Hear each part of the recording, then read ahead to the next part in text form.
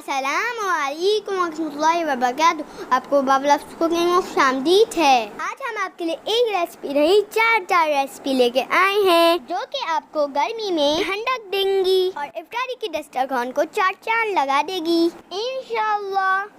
तो चलते हैं पहली रेसिपी की तरफ जो कि है साबूदाना वाला लाल शरबत। इस रेसिपी को बनाने के लिए हमें छोटी बॉलों की जरूरत पड़ेगी जिसका नाम है साबूदाना। हमने यहाँ पे छोटा वाला साबूदाना यूज किया है, अगर आप चाहें तो बड़ा वाला कर लें। इसको पकाने का तरीका थोड़ा टेक्निकल लेकिन बहुत ही आसान है। अगर आप इसको सही तरीके से नहीं उबालेंगे तो इसे बीच में से थोड़ा व्हाइट पाएंगे। ये मुकम्मल तौर पे जेली नहीं बन पाएगी यानी ट्रांसपेरेंट ना होगा। इसके लिए आप 1.5 लीटर यानी 1.5 लीटर पानी को अच्छी तरीके से उबाल लें। जब इसमें उबाल आ जाए तो इसमें आधा कप साबूदाने के शामिल कर दें। 5 मिनट तक पकने दें और बीच बीच में थोड़ा चम्मच चलाते रहें। आँच को थोड़ा सा हल्का कर दें और ढक्कन ढक दें। आँच हमने इसलिए थोड़ी कम की है ताकि ढक्कन बंद करने के बाद पानी उबल के बाहर ना आ जाए। हमने 5 मिनट के लिए इसे लिड बंद करके उबाला। चूल्हा बंद करके इसे एक स्ट्रेनर की मदद से छान लिया। फिर इसके अंदर फौरन से पानी डाला ताकि इसके अंदर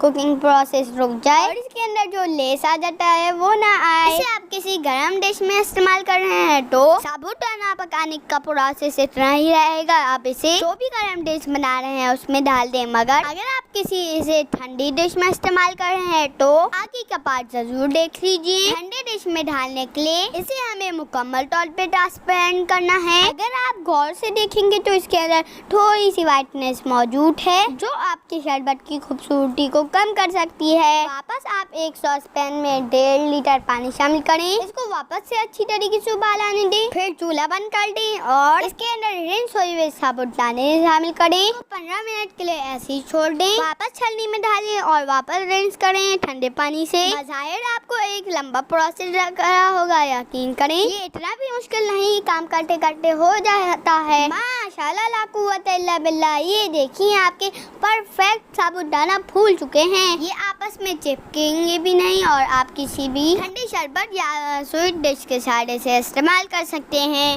वैसे तो साबूदाना इसकी जेल की वजह से ही खाया जाता है, मगर ठंडे शरबत में ये बहुत ज्यादा लेस दे देता है, इसलिए कमर्शियली इसे ऐसे ही बनाया जाता है। अब हम चलते हैं जेली बनाने की तरफ। हम एगर या जेलेटन से जेली नहीं बना रहे बल्कि पैकेट वाले जेली इंस्टेंट मिक्स से जेली तैयार कर रहे हैं जो कि झटपट बन जाती है। तो अब हम चलते हैं जेली बनाने की तरफ। इसके लिए हमने 1 कप पानी को अच्छी तरीके से उबाल लिया और इसमें 60 ग्राम ऑफ जेली मिक्स शामिल कर दिया। तो पैकेट की रेसिपी पे 40 ग्राम 1 कप के लिए होता है, मगर ज्यादा सख्त जेली बनाने के लिए हमने इसको 20 ग्राम बढ़ा दिया है। उबलते हुए पानी में जेली पाउडर को मिक्स किया जल्दी से और 2-3 अच्छे से उबाल आने दिए और इसको चूल्हा बंद करके इसको एक बाउल में डाल दिया और इसको जमने के लिए कहीं छुपा के रख दिया जैसे बच्चों से, वरना आपको शरबत बगैर जेली की बनाना पड़ेगा। जब ये जेली अच्छी तरीके से ठंडी हो जाए तो इसके ऊपर अपनी मर्जी से कट लगा लें। आपको जिस साइज के भी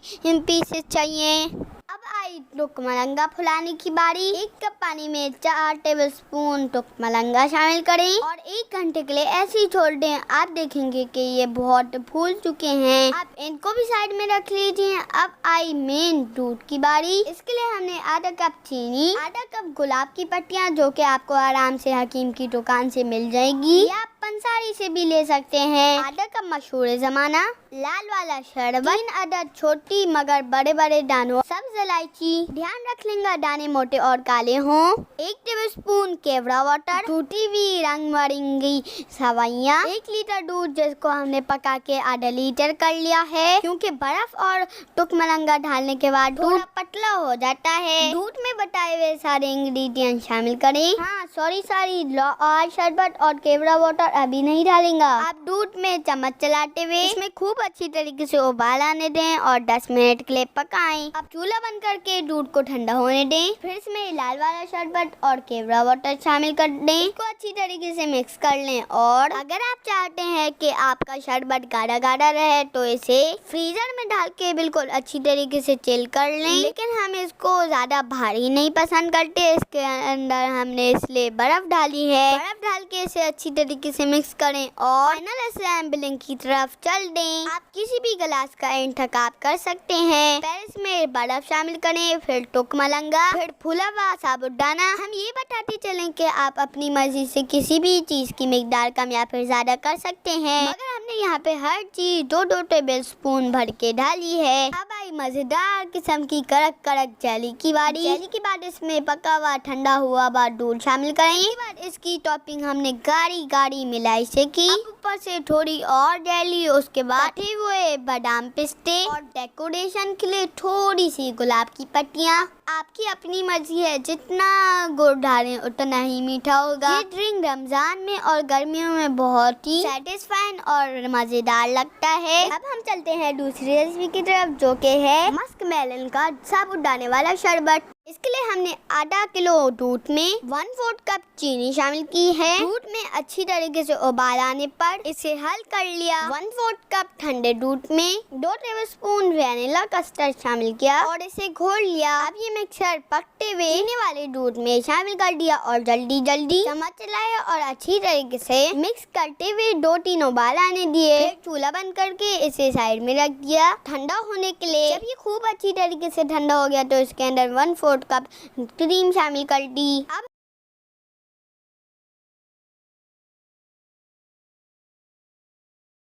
आधा कप पानी में 1 टेबलस्पून टुकमलंगा शामिल किया। फिर इसको फूलने के लिए छोड़ दिया, जो आधे घंटे के बाद फूल गया। फिर हमने 2 अदद ऑरेंज वाले खरबूजे लिए। फिर उनको ऊपर से काट कर चम्मच की मदद से उनके गूदे और बीज को अलग अलग कर लिया। जब ये अच्छी तरीके से अंदर से खाली हो गए तो थोड़ा सा पल्प छोड़कर इसे सारी ग्राइंडर की मदद से इसको जूस की शक्ल दे दी। थोड़ा सा कड़क वाला गूदा जिसको हमने साइड में रख लिया था उसको चॉप कर लिया। अब जो कस्टर्ड हमने तैयार किया था उसमें जूस, कटा हुआ खरबूजा, 1/4 कप एवोपरेटेड मिल्क, जो कि असल में पका हुआ दूध होता है जिसमें पानी का कंटेंट कम होता है। आप घर का कड़ा हुआ दूध भी इस्तेमाल कर सकते हैं। साबुदाना और टुकमलंगा भी शामिल कर दें और इसे अच्छी तरीके से मिक्स कर लें। अब आ गई असेंबलिंग की बारी। अब इसे गिलास और खोखले मेलन में डालें। ऊपर से टुकमलंगा, साबुदाना, मेलन के पीसेस और पिस्तों से गार्निश करें और सर्व कर लें। अब आई हमारे तीसरे ड्रिंक की बारी, जो कि है खरबूजे का शेक। इसके लिए आप एक दरमियानी साइज का खरबूजा ले लीजिए, उसके बीज और छिलके निकाल कर इसके पीसेस कर लीजिए। 1/4 कप चीनी ले लीजिए। जिन लोगों को चीनी ज्यादा पसंद है वो इसके अंदर चीनी की मिकदार ज्यादा कर सकते हैं। चीनी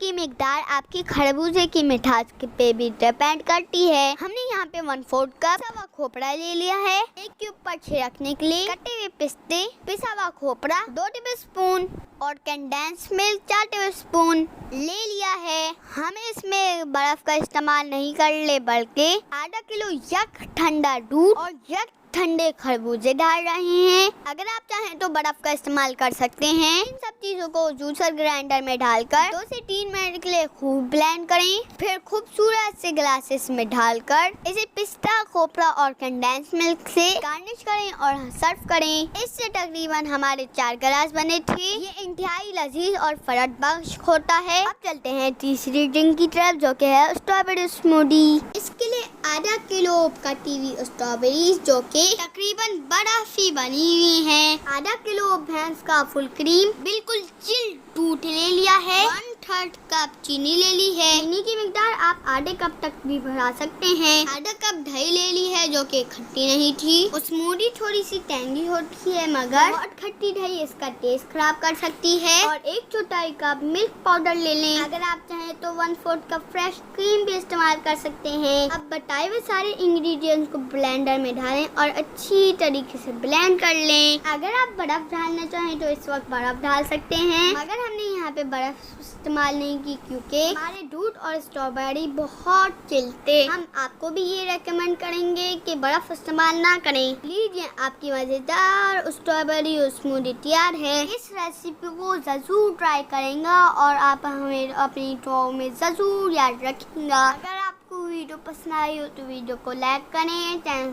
को सब्सक्राइब करें और कमेंट बॉक्स में जरूर बताएं। देख ले, जज़ाकल्लाह खैर।